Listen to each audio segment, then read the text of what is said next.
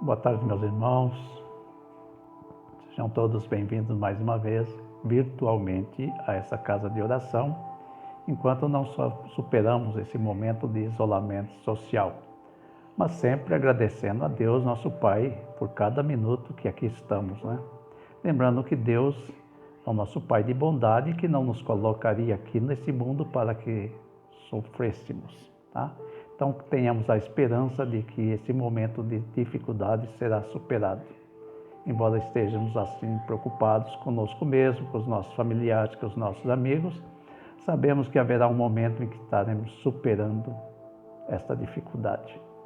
E hoje o nosso estudo será a lição 46, capítulo 46 do livro Fonte Viva, escrito por Francisco Cândido Xavier, pelo Espírito Emmanuel. O título é Na Cruz, e temos aqui uma pequena frase sobre a qual nós vamos discorrer. Ele salvou a muitos e a si mesmo não pôde salvar-se. Está em Mateus 27, 42. Então vejamos como o Chico escreve logo abaixo. Sim, ele redimira muitos. Estender o amor e a verdade, a paz e a luz, levantar enfermos e ressuscitar os mortos. Entretanto, para ele mesmo erguia-se a cruz entre os ladrões. Em verdade, para quem se exaltara tanto, para quem atingira o pináculo, sugerindo indiretamente a própria condição de redentor e rei, a queda era enorme. Era o príncipe da paz e achava vencido pela guerra dos interesses inferiores. Era o Salvador e não se salvava. Era o justo e padecia a suprema injustiça. Jazia o Senhor, flagelado e vencido. Para o consenso humano era a extrema perda. Caíra todavia na cruz, sangrando, mas de pé, supliciado, mas de braços abertos. Era como se nós mesmos tivéssemos atingido um alto degrau dentro da escala social, né, dentro da sociedade, e de repente tivéssemos que passar por uma queda brusca. Então seria um suplício muito grande enfrentar essa queda. Mas é lógico que isso não era para Jesus, né? E ao final do capítulo, Chico nos coloca aqui um alerta, tá? E uma orientação. O alerta, assim também ocorre no círculo de nossas vidas. E a orientação, não tropeces no fácil triunfo ou na auréola barata dos crucificadores. Toda vez que as circunstâncias te compelirem a modificar o roteiro da própria vida, prefere o sacrifício de ti mesmo, transformando a tua dor em auxílio para muitos. Porque todos aqueles que recebem a cruz em favor do semelhante descobrem o trilho da eterna ressurreição. Mas, para que possamos entender um pouco a circunstância no qual foi dita a frase, né? Salvou-se a tanto e não pôde salvar a si mesmo, vamos até o Evangelho de Mateus.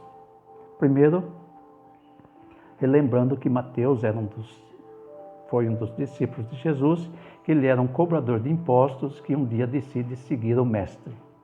E alguns anos depois da morte de Jesus, ele escreve um evangelho, relembrando os fatos e buscando algumas informações que ele não tinha. Esse evangelho de Mateus é composto de 28 capítulos. Nesses capítulos ele descreve toda a vida de Jesus, desde o seu nascimento, a fuga para o Egito, a volta do Egito, o início das suas pregações, os seus milagres, as suas curas, os seus ensinamentos e a multidão que o seguia. Portanto, se diz que ele salvara a tantos. E realmente ele salvou, trouxe a esperança a tantos e nos traz essa esperança até hoje. Mas tudo que Jesus fazia, ele sempre nos dizia que estava ali para que fossem cumpridas as profecias.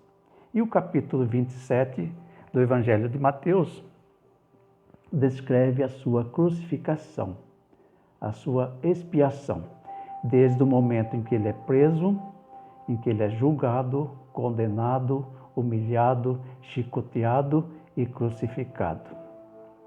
E no momento em que ele está pendurado na cruz, no momento em que seu espírito se liberta do corpo, é que então é pronunciada essa frase pelas pessoas que estavam ali, alguns que acompanharam, para saber qual era o resultado. Ele salvou a tantos e não pôde salvar-se a si mesmo. Mas a pergunta que nós fazemos: Jesus pretendia salvar-se? O que nós ficamos imaginando? Como seria escrita a história de Jesus se no momento ele optasse por salvar-se? Porque ele disse muitas vezes, que se pedisse ao Pai, que o Pai enviaria-lhe um exército para salvá-lo, para tirá-lo de qualquer situação. Tá? Então, a intenção de Jesus não era salvar-se, porque a história precisava ser escrita de acordo com as profecias. E talvez, se assim não fosse, o seu evangelho não estaria sendo pregado 2000 anos depois, em qualquer canto do nosso planeta. Mas falamos de profecias. Quem foram os profetas? Vejamos, Isaías, 600 anos antes de Jesus, já falava da vinda de um Messias e da morte do Messias. Jeremias também falou sobre isso. Miqueias foi mais longe ainda.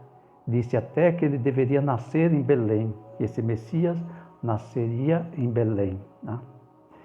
Oséias, outro profeta, falou sobre a fuga para o Egito quando escreveu a frase: do Egito chamei meu filho.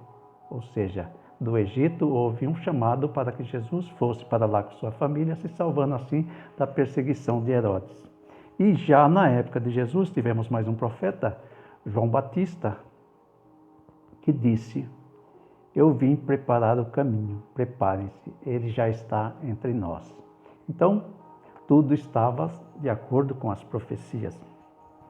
E nós ficamos relembrando algumas passagens da vida de Jesus, né?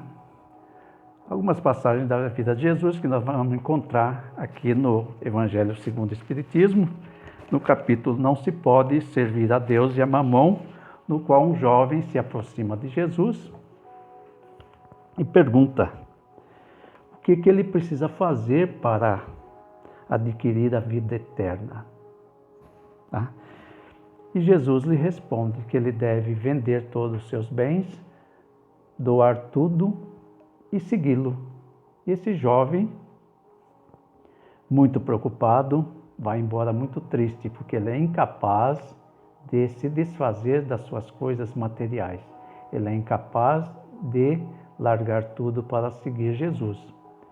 E será que seria fácil seguir Jesus naquela época? Exigia realmente muito empenho, muita dedicação, porque para acompanhar os passos de Jesus significava largar tudo realmente, deixar a sua família para trás, deixar os seus afazeres e seguir o Mestre, porque ele ensinava a cada minuto do seu dia. Então, para que você aprendesse, você precisa estar sempre com ele, como fizeram os seus discípulos. Almoçavam, jantavam, dormiam e andavam com ele o tempo inteiro nesse aprendizado. Então, seguir Jesus naquela época era difícil. E aí, aproveitando essa passagem no qual o jovem vai embora muito triste, Jesus disse: é mais fácil que um camelo passe no buraco de uma agulha do que um rico atinja o reino do céu.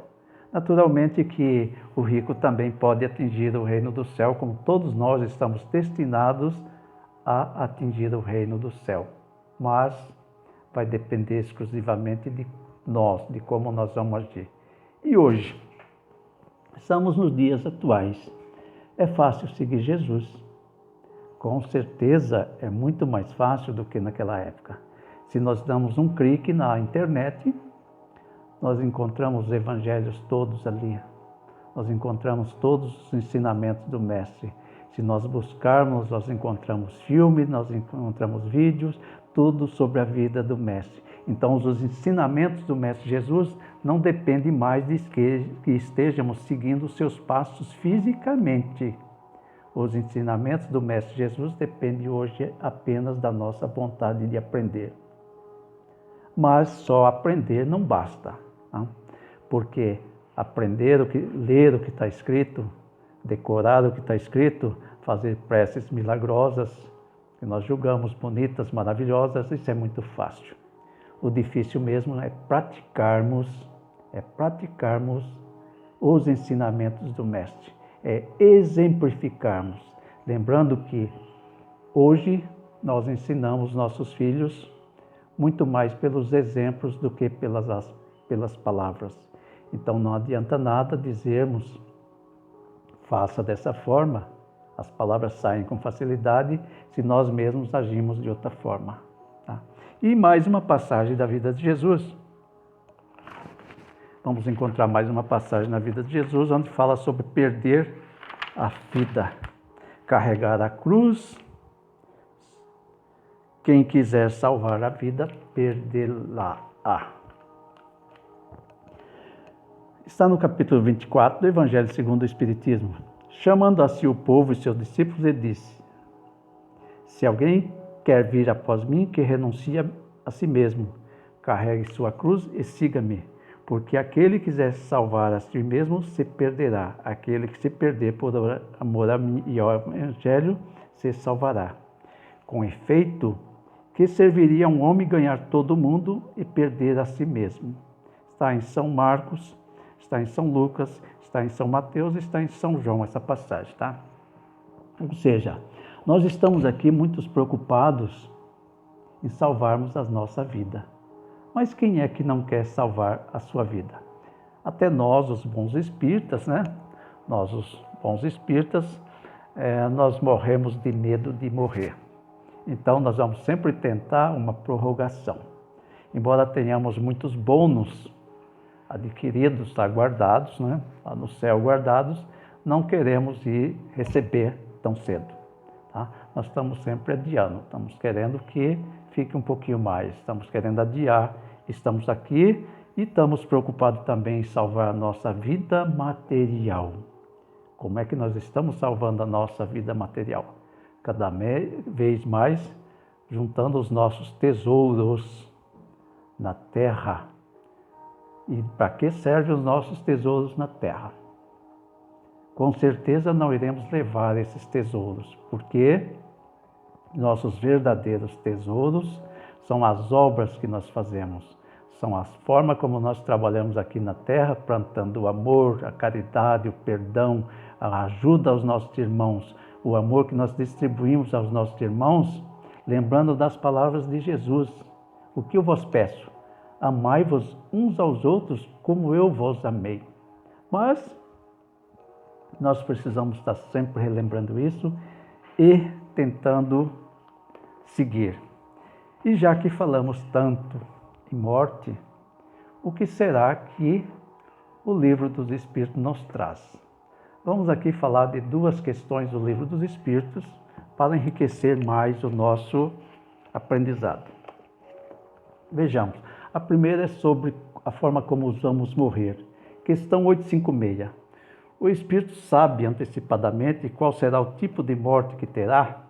Olha a resposta.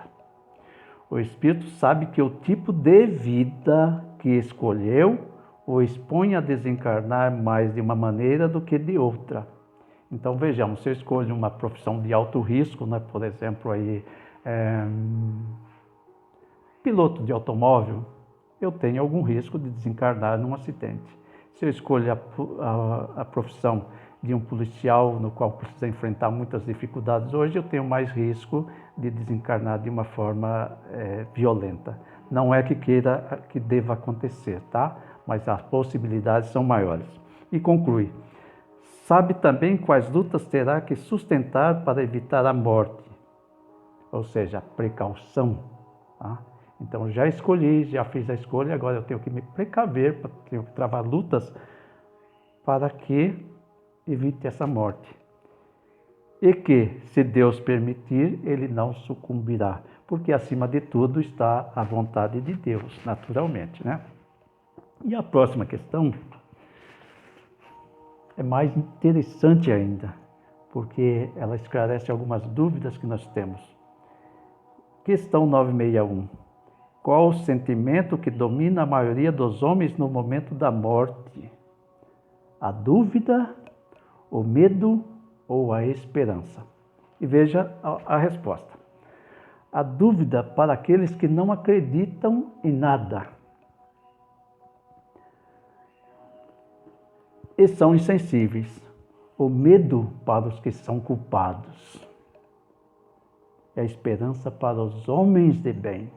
Então, vejamos. Quem não acredita em nada, vem a dúvida do que vai acontecer após a morte.